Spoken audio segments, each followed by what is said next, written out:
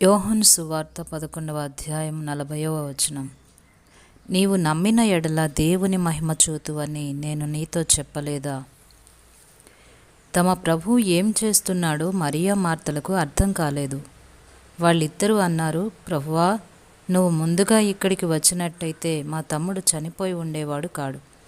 ఈ మాటల వెనుక వాళ్ళ అభిప్రాయం మనకు తేటతెల్లమవుతుంది. ప్రభువు ఇంత ఆలస్యం చేసావెందుకు? నువ్వు ప్రేమించిన వాళ్లను మృత్యు కబళిస్తుంటే నిర్లక్ష్యంగా ఎలా ఉండగలిగావు?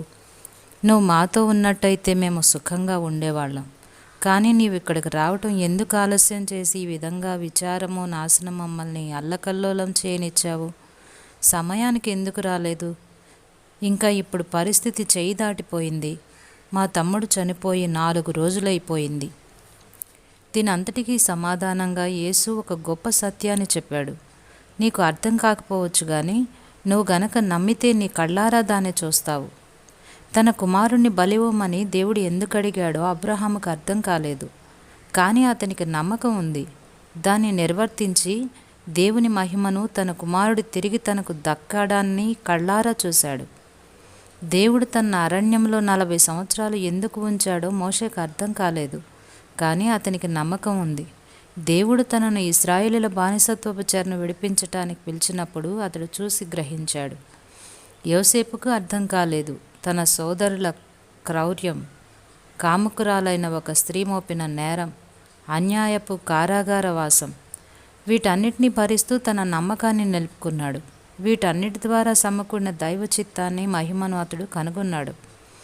యాకోబుకు తన ముద్దుల కుమారుడైన యోసేపును దేవుడు తన నుండి ఎందుకు దూరం చేశాడో అర్థం కాలేదు.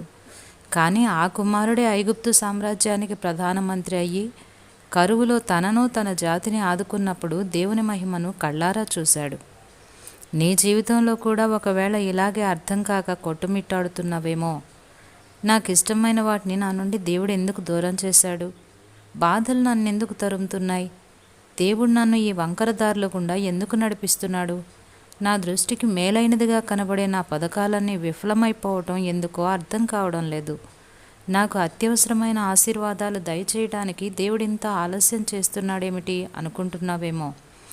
స్నేహితుడా, నీ జీవితంలో దేవుడు చేస్తున్న వాటన్నింటినీ నువ్వు అర్థం చేసుకోవాల్సిన అవసరం లేదు. నువ్వు అర్థం చేసుకోవాలని దేవుడు అనుకోడు.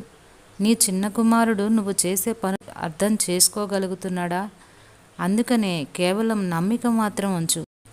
ఒక రోజున నీకు అందుబట్టని ఈ విషయాల్లో దేవుని మహిమను చూస్తావు. జీవిత ద్వారాలు తెరచి, దైవజ్ఞానాన్ని తరచి, సందేహాలు మరచి వెదికితే అవగతమవుతుంది. ఈరోజు కాదు, తొట్టుపడకు హృదయమా. దైవ సంకల్పం అడవి పూలవలె వికసిస్తుంది. రేఖలను బలిమిని విడదీయకు. విరిసిన రోజున చూడు వికసిన ఆనందాన్ని.